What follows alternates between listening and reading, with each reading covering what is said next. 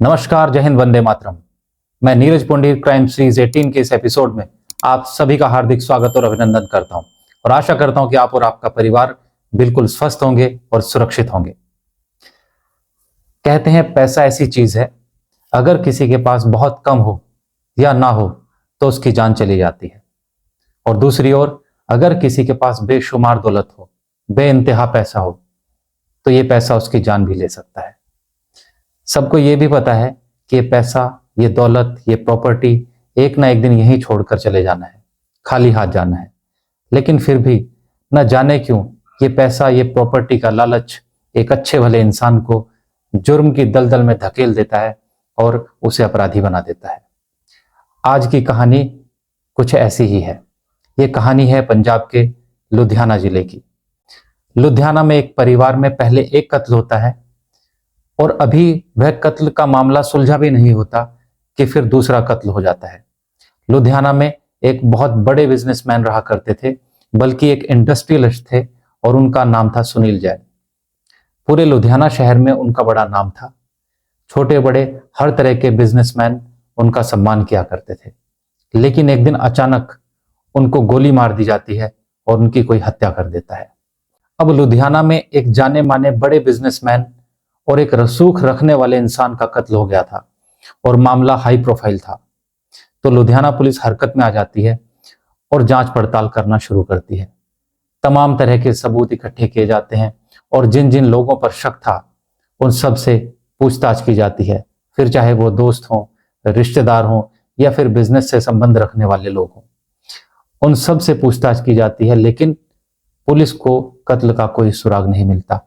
कातिल कौन था, गोली किसने चलाई और ये हत्या क्यों की गई, इस सवाल का जवाब किसी के पास नहीं था। धीरे धीरे वक्त गुजरने लगा। कुछ दिन बीते, फिर कुछ महीने बीते और धीरे धीरे 3 साल बीत गए और साल आ गया 2005।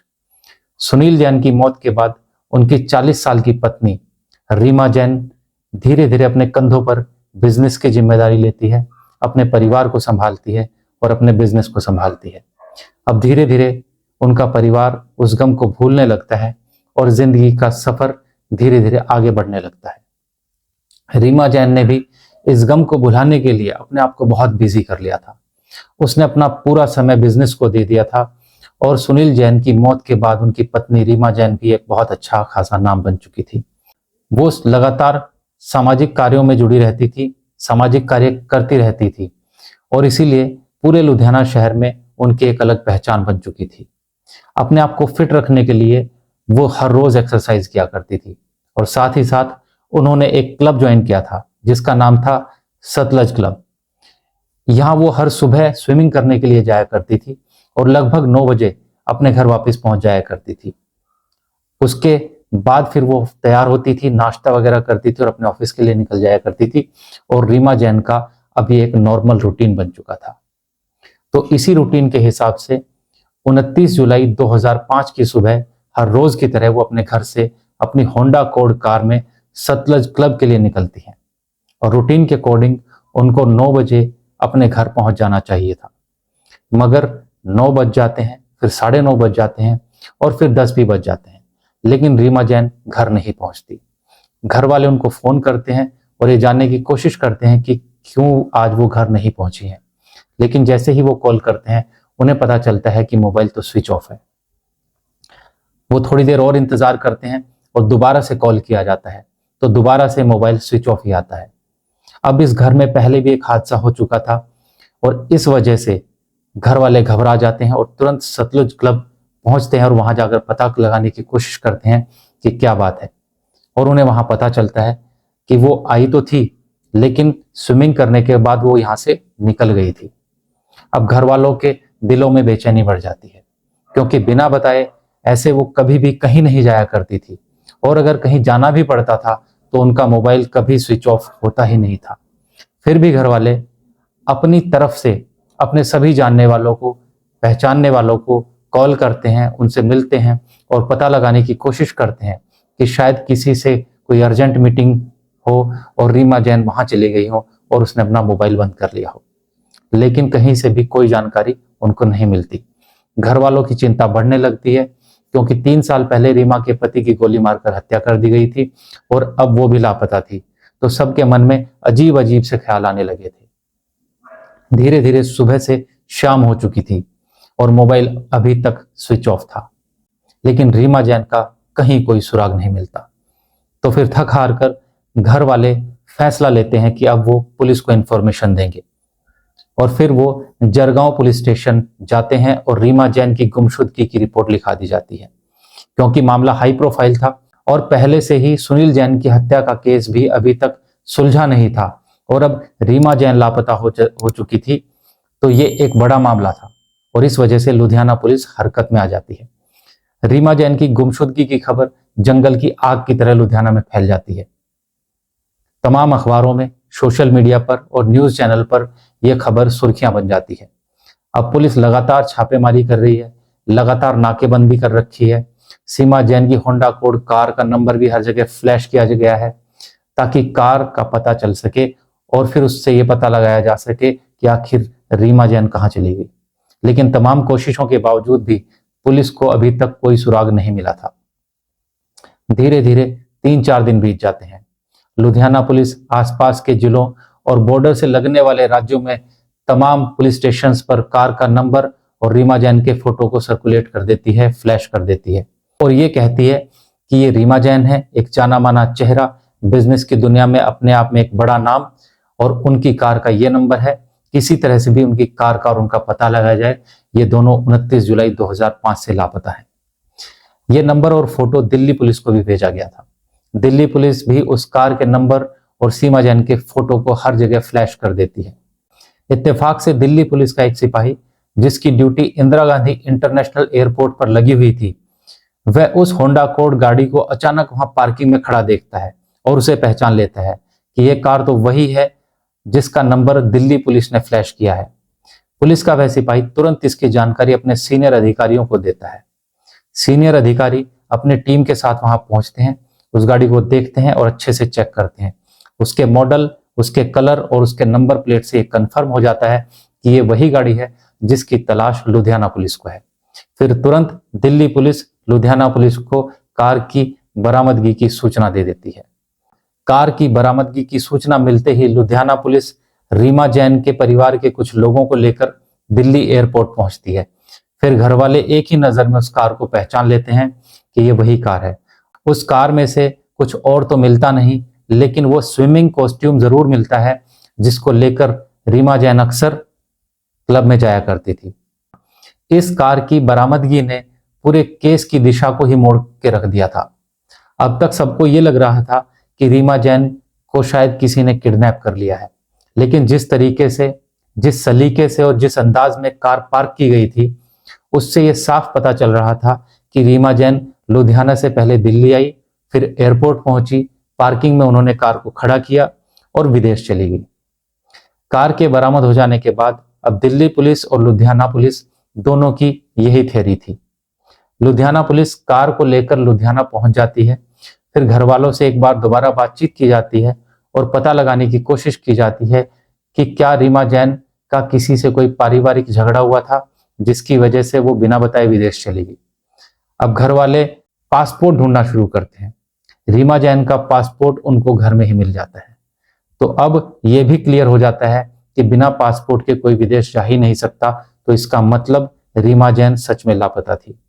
रीमा जैन के साथ कुछ ना कुछ तो अनहोनी जरूर हुई थी और पुलिस को अब ये लगने लगता है कि शायद किसी ने रीमा जैन का अपहरण कर लिया, रीमा जैन की कार को दिल्ली एयरपोर्ट पर खड़ा कर दिया ताकि सबको ऐसा लगे कि वो भारत छोड़कर विदेश चली गई हैं। अब लुधियाना पुलिस इस एंगल से भी जांच करना शुरू कर देती है। पुलिस पर घर वालों का भी प्रेशर था और उधर मीडिया का भी प्रेशर था। पुलिस तमाम कोशिशें करती रही मगर रीमा जैन का कोई सुराग नहीं मिलता, कोई पता नहीं लगता। धीरे धीरे समय गुजरता है और 6 महीने बीत जाते हैं। जुलाई के आखिरी हफ्ते में रीमा जैन गायब हुई थी और अब जनवरी 2006 आ चुका था। पुलिस को अब तक यही लग रहा था कि शायद किडनैपिंग हुई है और किसी ना किसी ने उनको कहीं छुपा कर रखा हुआ है। लेकिन परेशान करने वाली बात यह थी कि अब तक किसी ने भी 6 महीनों में फिरौती के लिए किसी को कोई कॉल अब तक नहीं किया था। लुधियाना में एक नए एसपी साहब आए थे और उनका पूरा फोकस इस केस को सॉल्व करने में ही था। पुलिस रात दिन लगी थी, अंधेरे में हाथ पैर मार रही थी, लेकिन रिजल्ट अब भी 0 था। इसी दौरान पुलिस का एक मुखबिर आता है और वो पुलिस को जानकारी देता है कि लुधियाना की जेल में एक मक्खन सिंह नाम का एक कैदी बंद है और उसने ये कहा है कि आज से 6-7 महीने पहले रीमा जैन नाम की एक बिजनेस घराने की महिला की 25 लाख रुपए में सुपारी ली गई थी। मुखबिर से मिली यह जानकारी अब पुलिस के सीनियर अधिकारी तक पहुंचती है और फिर फैसला लिया जाता है कि मक्खन सिंह से पूछताछ की जाएगी और ये पता लगाया जाएगा कि आखिरकार सुपारी देने वाला कौन था और सुपारी देने की वजह क्या थी। लेकिन इससे पहले कि लुधियाना पुलिस के अधिकारी मक्खन सिंह से कुछ पूछताछ कर पाते, उससे पहले वो जमानत पर बाहर आ जाता है। लेकिन बाहर आते ही अचानक कुछ अनजान लोग उसे गोली मार देते हैं और मक्खन सिंह की भी मौत हो जाती है। अब एक ही इंसान था जो कुछ बता सकता था, लेकिन वो भी अब मारा जा चुका था। अब हर राज उसी के साथ दफन हो चुका था। अब पुलिस परेशान थी कि पहले सुनील जैन का कत्ल हुआ, फिर रीमा जैन की सुपारी दी गई और अब जो इकलौता गवाह था जो कुछ बता सकता था, उसको भी गोली मारकर उसकी हत्या कर दी गई। इसका मतलब साफ था कि यह सब करने वाला कोई बड़ा ग्रुप था, कोई बड़ी चेन थी, लेकिन किस मकसद से यह सब किया गया था यह किसी को समझ में नहीं आ रहा था। पुलिस को अब यही लग रहा था कि 3 साल पहले जो सुनील जैन का कत्ल हुआ था उससे रीमा जैन के लापता होने का कोई ना कोई कनेक्शन तो जरूर है। अब इस एंगल से भी पुलिस अपनी तफ्तीश को आगे बढ़ाती है। जब रीमा जैन लापता हुई थी तो पुलिस ने घर वालों से और जान पहचान के लोगों से बातचीत की थी। उस वक्त एक बात निकलकर सामने आई थी कि सुनील जैन की अपने बड़े भाई अनिल जैन के साथ प्रॉपर्टी को लेकर छोटी मोटी बहस हो जाया करती थी। इस दौरान लुधियाना पुलिस ने सुनील जैन के बड़े भाई यानी रीमा जैन के जेठ अनिल जैन से पूछताछ भी की थी, लेकिन ऐसी कोई खास बात पूछताछ में निकलकर सामने नहीं आई थी जिस पर शक किया जा सके और इसीलिए अनिल जैन को उस वक्त इग्नोर कर दिया गया था। लेकिन अब पुलिस को यह शक होने लगता है कि हम तो बाहर हर तरह की जांच कर चुके हैं, बिजनेस राइवलरी के एंगल से भी सभी लोगों को खंगाला जा चुका है, लेकिन कोई भी सुराग नहीं मिला। हो ना हो इस साजिश में रीमा जैन के परिवार में से ही कोई ना कोई व्यक्ति शामिल है, उसी ने यह साजिश रची है। और शायद 3 साल पहले सुनील जैन के कत्ल का गुनहगार भी इसीलिए बच गया था क्योंकि पुलिस ने उसके कातिलों को बाहर ढूंढा और कातिल के तार घर के अंदर ही कहीं जुड़े हुए थे। अब पुलिस घर के हर एक सदस्य के ऊपर नजर रखना शुरू कर देती है, खासकर अनिल जैन के ऊपर, क्योंकि वही एक अकेला शख्स था जिसका अपने भाई सुनील जैन के साथ प्रॉपर्टी को लेकर झगड़ा हुआ करता था। इस वजह से अनिल जैन की हर छोटी से छोटी मूवमेंट को और हर एक चीज को अच्छे से चेक किया जाता है। और दूसरी बात यह थी कि जब सुनील जैन का कत्ल हुआ था तो उसके बेटे भानु प्रताप ने पुलिस को बताया था कि हमारे ताऊजी अक्सर मेरे पापा से लड़ते झगड़ते रहते हैं और प्रॉपर्टी को लेकर झगड़ा करते हैं। मुझे शक है कि उनके कत्ल में कहीं ना कहीं ताऊजी का हाथ है। लेकिन अनिल जैन भी एक बिजनेसमैन था और उसका कोई क्रिमिनल बैकग्राउंड भी नहीं था और जांच में कुछ ऐसा सामने आ भी नहीं रहा था जिसकी वजह से उस पर शक किया जाए। और परिवार वालों का भी यही कहना था कि ऐसा छोटा मोटा झगड़ा तो घर में चलता ही रहता है, लेकिन झगड़ा कभी इतना बड़ा नहीं हुआ जिसकी वजह से एक भाई दूसरे भाई की हत्या कर दे। लेकिन इस बार पुलिस का पूरा फोकस अनिल जैन पर था। पुलिस ने अनिल जैन के फोन को, मोबाइल को टैप करना शुरू कर दिया। पुलिस की ये कोशिश रंग लाती है और पता चलता है कि अनिल जैन के कुछ ऐसे लोगों से संपर्क थे जो जेल में बंद थे या पहले जेल में थे और अब जेल से बाहर थे। और उनमें से एक व्यक्ति ऐसा भी था जिसका संपर्क उस मक्खन सिंह से भी था जिसने बताया था कि रीमा जैन की 25 लाख रुपए में सुपारी दी गई है और फिर जब वो जमानत पर बाहर आया तो उसकी गोली मारकर हत्या कर दी गई थी। अनिल जैन जिन लोगों के संपर्क में था वो 3 लोग थे, जसबीर सिंह, कुलदीप सिंह और तरसेम सिंह। अब पुलिस को लगता है कि ये 3 क्रिमिनल अनिल जैन के संपर्क में हैं और इनका मक्खन सिंह से भी संपर्क है, तो अब सिर्फ जांच करने से काम नहीं चलेगा, सख्ताई से पूछताछ करनी पड़ेगी। और पुलिस उन तीनों अपराधियों को उठा लेती है और 3rd डिग्री टॉर्चर करती है और इनसे सच्चाई उगलवाती है। इन तीनों ने अपने अपराध को कबूल कर लिया और फिर पुलिस को जो सच्चाई बताई वो सच सबको चौंकाने वाला था। उन्होंने बताया कि जब वो जेल में थे तो उस दौरान उनको रीमा जैन की हत्या करने के लिए 25 लाख रुपए की सुपारी का ऑफर दिया गया था। 10 लाख रुपए एडवांस दिए गए और बाकी काम होने के बाद दिए जाएंगे, ऐसा उनको बताया गया। और जेल में वो मक्खन सिंह के साथ थे, तो बातों ही बातों में एक दिन उन्होंने उसके सामने इस बात का जिक्र कर दिया था। अब सुपारी दी जा चुकी थी और यह भी बता दिया गया था कि रीमा जैन जब घर से स्विमिंग के लिए क्लब में जाती है तो उस दौरान उसको किडनैप किया जा सकता है, क्योंकि बाकी समय हमेशा उसके साथ कोई ना कोई रहता है, उसके आसपास कोई ना कोई रहता है, और सिर्फ यही वो समय था जब वो अकेली क्लब में जाती है और फिर अपने घर वापस आती है। तो वो आगे बताते हैं कि 29 जुलाई 2005 की सुबह उन्होंने रीमा जैन को फॉलो किया। उसके बाद जैसे ही वो कार में बैठी अपने घर जाने के लिए, तो उन्होंने इसी कार के अंदर उसको किडनैप कर लिया और वो उस कार को सीधा एक फैक्ट्री में लेकर पहुंचते हैं। और ये फैक्ट्री किसी और की नहीं बल्कि रीमा जैन के जेठ अनिल जैन की थी। वहां रीमा जैन को बहुत टॉर्चर किया जाता है और उससे बहुत सारे कागजों पर हस्ताक्षर करवाए जाते हैं। इसके बाद इंसुलिन का एक इंजेक्शन उसको दिया जाता है, जो आमतौर पर एक शुगर के पेशेंट को दिया जाता है। जब पेशेंट का इंसुलिन बनना बंद हो जाता है तो ऐसी स्थिति में शुगर के पेशेंट के शुगर के बढ़ते हुए लेवल को कंट्रोल करने के लिए डॉक्टर इंसुलिन का इंजेक्शन लगाते हैं। अगर ये इंजेक्शन किसी ऐसे इंसान को लगा दिया जाए जिसका ब्लड शुगर हाई नहीं है तो उसकी जान खतरे में पड़ सकती है, क्योंकि इंजेक्शन उसके शुगर लेवल को बहुत नीचे ले आता है। इन लोगों ने बिना सोचे समझे रीमा जैन को एक के बाद एक 4 इंसुलिन के इंजेक्शन लगा दिए। कुछ ही देर बाद रीमा जैन की मौत हो जाती है। अब ये सब लोग रीमा जैन की लाश को इस फैक्ट्री के एक सेप्टिक टैंक में डाल देते हैं, अपने अपने पैसे लेते हैं और वहां से निकल जाते हैं। लेकिन इनमें से जो तरसेम सिंह था वो एक ड्राइवर भी था। उसे कहा जाता है कि तुम रीमा जैन की कार को ले जाओ और इसे दिल्ली एयरपोर्ट की पार्किंग में खड़ी कर दो, ताकि सबको ये लगे कि रीमा जैन बिना बताए विदेश चली गई है। और तरसेम सिंह ऐसा ही करता है, लुधियाना से दिल्ली एयरपोर्ट पहुंचता है और कार को एयरपोर्ट की पार्किंग में खड़ा करता है और वापस लुधियाना आ जाता है। इन तीनों लोगों की गिरफ्तारी के बाद अब सारा मामला सामने आ चुका था और फिर पुलिस अनिल जैन को उठाती है, क्योंकि हर राज से पर्दा तो उठ गया था, लेकिन अभी तक डेड बॉडी की रिकवरी नहीं की गई थी। अनिल जैन को अभी तक ये पता नहीं था कि उसके तीनों लोग पकड़े जा चुके हैं और उन्होंने सारे राज उगल दिए हैं। और जब पुलिस उसे पकड़कर ले आती है और बताती है कि तुम्हारे किराए के अपराधियों ने मुंह खोल दिया है, अब तुम बताओ कि तुमने ऐसा क्यों किया। अनिल जैन टूट जाता है और मान लेता है कि उसी ने सुनील जैन और रीमा जैन का कत्ल प्रॉपर्टी पर कब्जा करने के लिए करवाया था। फिर पुलिस अपने साथ अनिल जैन, फॉरेंसिक टीम और एक जुडिशियल मजिस्ट्रेट को लेकर उस फैक्ट्री में पहुंचती है और फिर अनिल जैन की निशानदेही पर उस सेप्टिक टैंक से रीमा जैन की हड्डियां मिलती हैं, उसका स्कल मिलता है। बाकी कुछ खास चीजें बची नहीं थी क्योंकि 7-8 महीने बीत चुके थे।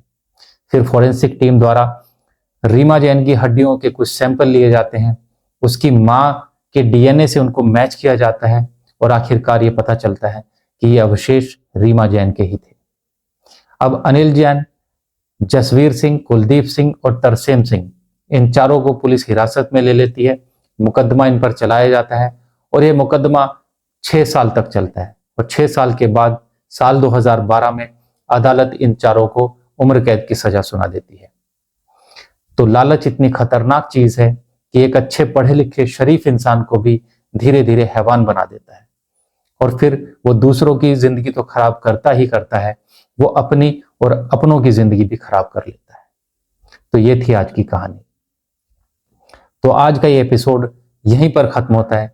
सच्ची घटनाओं और सच्ची कहानियों का ये सफर यूं ही जारी रहेगा।